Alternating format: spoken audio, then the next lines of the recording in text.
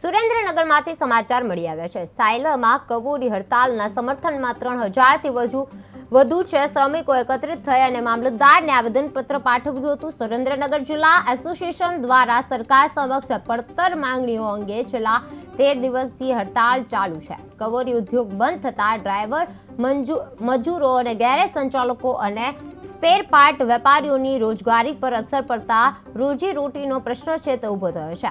શ્રમિકોએ સૂત્રોચ્ચાર અને બેનરો સાથે રેલી કાઢી મામલતદાર કચેરીએ રજૂઆત કરી હતી।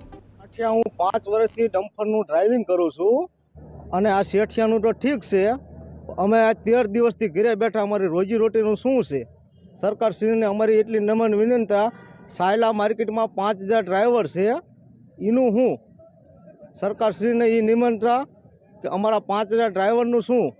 અમને 13 દિવસથી સરકારને જો કોર્વે એસોસિએશનને એમને કોઈને 6 મહિના બંધ રહે તો કંઈ ફેર પડે એવું છે નહીં। અમારું શું એટલી અમારી અપીલ છે, આવીને એવી પરિસ્થિતિ રહે તો અમે હેરાન થઈ જઈએ ને।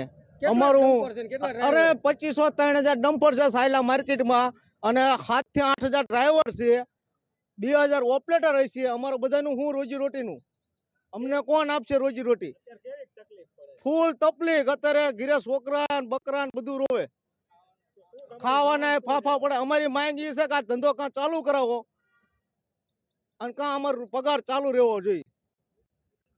હું 5 વર્ષથી ડમ્પરનું ડ્રાઇવિંગ કરું છું અને આ શેઠિયાનું તો ઠીક છે, અમે આ 13 દિવસથી ઘરે બેઠા અમારી રોજીરોટીનું શું છે? સરકારશ્રીને અમારી એટલી નમ્ર વિનંતી, સાયલા માર્કેટમાં 5000 ડ્રાઈવર છે, એનું શું?